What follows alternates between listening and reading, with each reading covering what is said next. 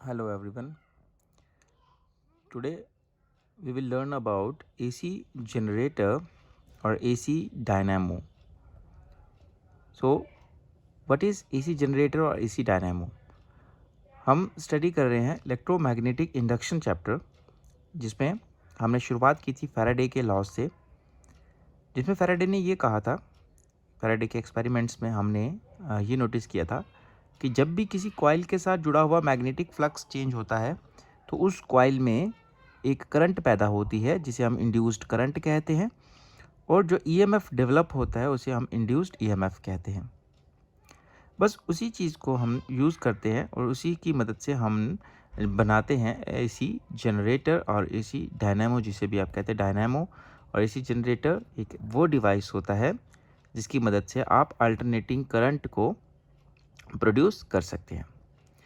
तो देखिए, AC dynamo और एसी जनरेटर एक मशीन है which produces alternating current from mechanical energy. आप मैकेनिकल एनर्जी प्रोवाइड करेंगे और मैकेनिकल एनर्जी किस में कन्वर्ट हो जाएगी? It will get converted into electrical energy. जो आपका फैराडे थे, फैराडे के द्वारा किया गया एक्सपेरिमेंट जो था, उस एक्सपेरिमेंट का सबसे ज़्यादा यूज़ होने वाली जो एप्लीकेशन है वो आपका एसी जनरेटर ही है। यूगोस्लाविया के साइंटिस्ट निकोला टेस्ला ने जो है इस जनरेटर को डिज़ाइन किया था। और प्रिंसिपल किसका यूज़ हो रहा है? इलेक्ट्रोमैग्नेटिक इंडक्शन का। यहाँ देखिए, यहाँ पे एक लिखिए, लाइन लिखिए, बड़ी इंपॉर्टेंट है कि the word generator is a misnomer because nothing is generated by the machine. Obvious सी बात है, हम कुछ बना नहीं सकते, हम कुछ डिस्ट्रॉय नहीं कर सकते, हम सिर्फ एक फॉर्म ऑफ एनर्जी को दूसरी फॉर्म में कन्वर्ट कर सकते हैं। We can neither create not destroy, we can only transform one form of energy to another form. ठीक है, तो यहाँ पे जब हम कुछ बना नहीं सकते तो हम इसे जनरेटर नहीं कह सकते। जनरेटर सिर्फ हमारे समझने के लिए है। एक्चुअली में इट इज़, आप कह सकते हैं ये कन्वर्टर है। It converts one form of energy into another. Mechanical energy लगाएंगे, इस कॉइल को घुमाने के लिए हमें ताकत लगानी पड़ेगी। हम मैकेनिकल एनर्जी लगाएंगे, ये कॉइल घूमेगी, और इस कॉइल को देखिए कहाँ पे रखा गया है? मैग्नेटिक फील्ड में। तो एक कॉइल को जब मैग्नेटिक फील्ड में घुमाया जाएगा तो इस कॉइल के साथ जुड़ा हुआ जो मैग्नेटिक फ्लक्स है वो बार बार चेंज होगा। यहाँ से नॉर्थ से साउथ की तरफ बहुत सारी मैग्नेटिक फील्ड ऑफ लाइंस रहेंगी ना, तो इस मैग्नेटिक फील्ड ऑफ लाइंस में जब इस कॉइल को रोटेट करेंगे तो इसके साथ जुड़ा हुआ फ्लक्स चेंज होगा। इसकी वजह से इस कॉइल में इंड्यूस्ड ईएमएफ पैदा होगा। वही इंड्यूस्ड ईएमएफ हमारी अल्टरनेटिंग करंट कहलाएगा। प्रिंसिपल देखिए, इसका प्रिंसिपल क्या है? जो एसी जनरेटर है, एसी डायनामो है, ये इस प्रिंसिपल पे बेस्ड है कि जब भी किसी कॉइल के साथ जुड़ा मैग्नेटिक फ्लक्स चेंज होता है तो उस कॉइल में अल्टरनेटिंग करंट पैदा होती है, या इंड्यूस्ड ईएमएफ या इंड्यूस्ड करंट पैदा होती है, जिसे हम अल्टरनेटिंग करंट भी कहते हैं। ठीक है, कंस्ट्रक्शन देख लेते हैं। हमारी कंस्ट्रक्शन में देखिए कि आपके जनरेटर में क्या क्या पार्ट्स होते हैं। इसमें एक कॉइल होती है, एक रेक्टेंगुलर कॉइल, यानी कि एक सॉफ्ट आयरन का कोर होता है। इसके ऊपर कॉइल को जो है इस तरीके से वाउंड कर दिया जाता है। कॉइल को बहुत सारे टर्न्स कॉइल के जो है वाउंड कर दिए जाते हैं एक सॉफ्ट आयरन कोर पे। इसे हम आर्मेचर कहते हैं। ठीक है, this part is called as armature. ये जो आप देख रहे हैं ना पार्ट, एक लोहे का सपोज करते हैं एक छोटा सा पीस है, उस पर हमने बहुत सारी कॉपर की कॉइल को क्या कर दिया है? वाउंड कर दिया। दो तरीके से हम दो कॉइल्स को वाउंड कर सकते हैं, एक एल्यूमिनियम को, एक कॉपर को। एल्यूमिनियम वाली जो है वो सस्ती आएगी, थोड़ी चीप होगी, और जो कॉपर वाली है वो महंगी होगी। तो ये पार्ट जो है ए बी सी डी यहाँ पे जो आप देख रहे हैं, इसे हम कहते हैं आर्मेचर। इसके ऊपर n नंबर ऑफ टर्न्स होते हैं कॉइल के, जिसमें से I करंट फ्लो करेगी। ये जो कॉइल है, इनके दोनों किनारों को एक एक रिंग्स के साथ जोड़ दिया जाता है। ये रिंग्स आप देख रहे हैं, R1 R2। कॉइल के एक किनारे को एक रिंग के साथ जोड़ दिया जाता है, दूसरे को दूसरी रिंग के साथ में। ये मेटल की रिंग्स होती हैं, इन्हें स्लिप रिंग्स कहते हैं। ठीक है, ये जो स्लिप रिंग्स है, जब ये कॉइल घूमती है तो कॉइल के साथ साथ ये भी घूमती हैं। फील्ड मैग्नेट्स, थर्ड पार्ट देखिए, फील्ड मैग्नेट। आपको दो इलेक्ट्रोमैग्नेट्स यहाँ लगाने पड़ेंगे। एक आपका एक्ट करेगा एज अ नॉर्थ पोल और एक्ट करेगा दूसरा आपका as a south pole. Electromagnet पता है ना आपको कौन से मैग्नेट्स होते हैं? जो नेचुरल मैग्नेट्स होते हैं उनकी प्रॉब्लम ये है कि उनकी पावर फिक्स्ड होती है, बट हमें पावर को बढ़ाना या घटाना होता है, तो इसलिए हम इलेक्ट्रोमैग्नेट्स का इस्तेमाल करते हैं। इलेक्ट्रोमैग्नेट वो मैग्नेट्स होते हैं जो इलेक्ट्रिसिटी पास करने से बनते हैं, क्योंकि हमें पता है, हमने magnetic effect of current electricity chapter में पढ़ा है, जब कि किसी चीज़ में से करंट पास की जाती है तो वो चीज़ मैग्नेट बन जाती है। ठीक है, तो तीन पार्ट्स हमने देखे, आर्मेचर, यानी कि सॉफ्ट आयरन कोर के ऊपर कॉइल जो है वाउंड की गई है।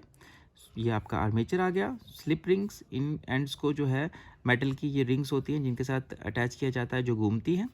नॉर्थ एंड साउथ आपका इलेक्ट्रोमैग्नेट। नेक्स्ट आ गया कार्बन ब्रशेस। देखिए क्या है कि कोई चीज़ अगर घूमेगी, ये आर्मेचर इसके साथ स्लिप रिंग लगा दी है, अगर ये इसके साथ में कोई तार को डायरेक्ट जोड़ दूंगा तो जब ये घूमेगा तो इसमें तार में क्या होगा, तार भी साथ साथ में घूमती रहेगी। जब तार भी इसके साथ घूमेगी तो तार में ट्विस्ट आना शुरू हो जाएंगे और फाइनली तार टूट जाएगी। तो हमें कुछ ऐसा मैकेनिज्म यहाँ चाहिए जिससे कि कॉन्टीन्यूसली इनर पार्ट जो है घूमता रहे, लेकिन जो आपकी कार है वो टूटे ना, उसमें कोई भी ट्विस्ट पैदा ना हो। तो इसलिए हम क्या करते हैं, यहाँ पे कार्बन के ब्रशेज यूज़ करते हैं। ये रिंग्स क्या करती रहती है, ये इस रिंग जो है इस कार्बन के ब्रश के साथ कंटैक्ट में है।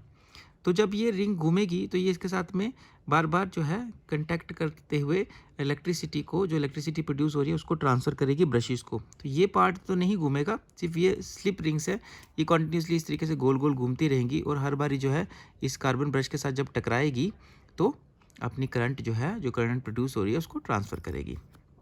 ठीक है, तो ये आपके जो है इम्पॉर्टेंट जो है आपके क्या थे, construction of your AC generator. Now theory देखिए, इसकी थ्योरी क्या कहती है, वर्किंग एंड थ्योरी कहता है कि जो हमारी आर्मेचर कॉइल है, अगर आप इस आर्मेचर कॉइल को देखें, इसे हमने जो है ये आर्मेचर कॉइल का प्लेन आ गया। ठीक है, प्लेन यानी कि जैसे एक पेज का प्लेन आ गया, प्लेन ऑफ पेपर, वैसे ही इस प्लेन पे आप एक नॉर्मल ड्रॉ कर लीजिए। इस पेन की डायरेक्शन में ये परपेंडिकुलर आ गया प्लेन।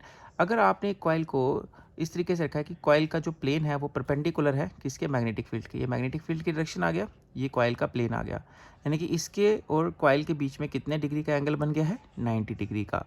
तो क्या होगा कि जो मैग्नेटिक फील्ड है उसकी वजह से इस कॉइल के ऊपर जो है क्या लगेगा, टॉर्क लगेगा।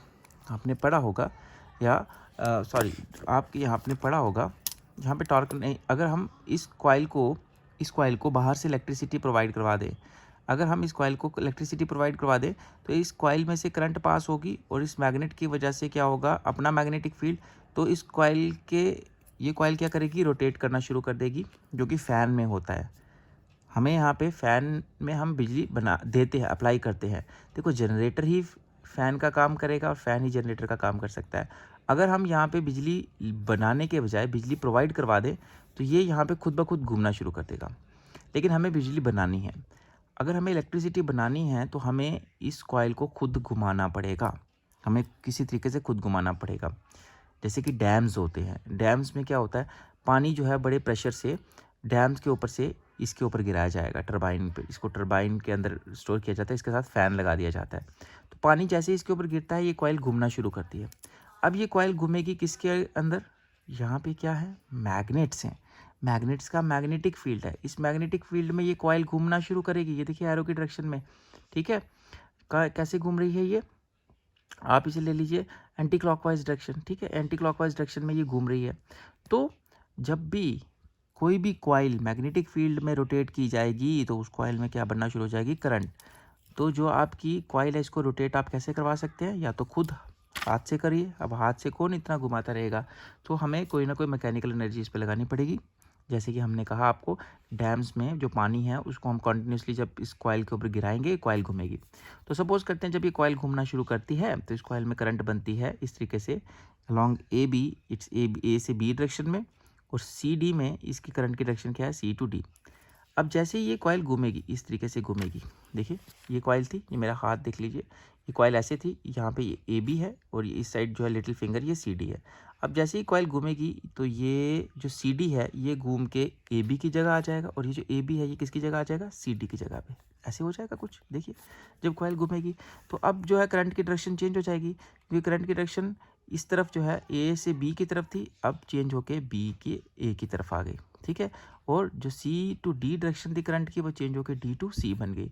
तो आप देख रहे हैं कि जब कॉइल रोटेट कर रही है तो कॉइल के रोटेट करने से करंट की डायरेक्शन भी क्या हो रही है, चेंज हो रही है। तो इसका मतलब जो आउटपुट में हमें करंट मिलेगी वो करंट कौन सी होगी, ऐसी करंट होगी जिसकी डायरेक्शन बार बार चेंज हो रही है। देखिए, तो यानी कि जो करंट हमें एक्सटर्नल सर्किट में मिल रही है वो करंट जो है हर हाफ रोटेशन के बाद चेंज होगी, ऐसी करंट को हम कौन सी करंट कहेंगे? अल्टरनेटिंग करंट कहेंगे। ठीक है, तो यहाँ पे जो अल्टरनेटिंग करंट प्रोड्यूस हो रही है, हमें अब उसके लिए जो है डेरिवेशन देखेंगे। हमारे पास क्या है, सपोज कर लेते हैं, लेट, मैं कहता हूँ लेट आपके पास में जो कॉइल है, कॉइल के n नंबर ऑफ टर्न्स है, L is equals to number of turns of coil. Suppose करते हैं जो कॉइल है उसके टर्न्स कितने हैं? n नंबर ऑफ टर्न्स है। ठीक है, और जो कॉइल का एरिया है, A is equals to area enclosed by each turn, और हर टर्न की वजह से जो एरिया इंक्लोज्ड है, या एक टर्न की वजह से जो एरिया है वो आपके पास A है, area enclosed by each turn off coil. ठीक है, B सपोज करते हैं जो आपने इलेक्ट्रोमैग्नेट यूज़ किया है उसकी जो है स्ट्रेंथ है, strength of magnetic field. Okay, and theta क्या है यहाँ पे? थीटा एंगल है between normal to coil, coil के ऊपर जो आपने नॉर्मल ड्रॉ की, normal to coil and magnetic field, और मैग्नेटिक फील्ड और कॉइल के नॉर्मल के बीच में जो एंगल है उसे हम थीटा से नोट कर लेते हैं। सपोज कर लेते हैं ये आपके पास में साउथ है, ये आपके पास में नॉर्थ है, यहाँ से साउथ, नॉर्थ से साउथ आपको पता है मैग्नेटिक फील्ड ऑफ लाइंस जो है मूव करती है इनकी डायरेक्शन। सपोज करते हैं ये कॉइल आपकी इस तरीके से रोटेट कर गई, तो कॉइल का जो नॉर्मल है, नॉर्मल के ऊपर ऐसे एंगल आ गया। सपोज करते हैं ये नॉर्मल के ऊपर ये नॉर्मल ड्रॉ कर लिया। नॉर्मल आपको पता है ना किसी भी चीज़ के ऊपर परपेंडिकुलर, तो ये कॉइल है ना आपकी, इसके ऊपर मैंने नॉर्मल ड्रॉ कर लिया, ये मैं यहाँ पे लिख लेता हूँ नॉर्मल। तो नॉर्मल के बीच में, कॉइल के नॉर्मल के बीच में और मैग्नेटिक फील्ड के बीच में जो एंगल है ये है आपका एंगल थीटा है, ये आपकी यहाँ पे कॉइल आ गई। ठीक है, तो मैं लिखता हूँ magnetic flux linked with the coil. इसी चैप्टर में हमने पढ़ा था मैग्नेटिक फ्लक्स जो है किसी भी कॉइल के साथ, उसको हम किससे नोट करते हैं? फाई से। वो किसके बराबर होता है? मैग्नेटिक फील्ड, मतलब total number of magnetic field of lines passing through some area. इसको हम लिख सकते हैं बी डॉट ए से, याद है वो अगर आपको। If coil has n number of turns, अगर इस कॉइल के n नंबर ऑफ टर्न्स हैं तो हम इसे ऐसे लिख सकते हैं, phi is equals to n into B dot A. ठीक है, यानी कि एक कॉइल के साथ में ये फ्लक्स है तो n नंबर ऑफ टर्न्स है कॉइल के, तो टोटल फ्लक्स जो है n इंटू बी ए हो जाएगा। और आप इसी को ऐसे लिख सकते हैं n into B A cos of theta. क्यों? डॉट प्रोडक्ट है, डॉट प्रोडक्ट को लिख सकते हैं magnitude of first vector, magnitude of second vector into cos of angle between them.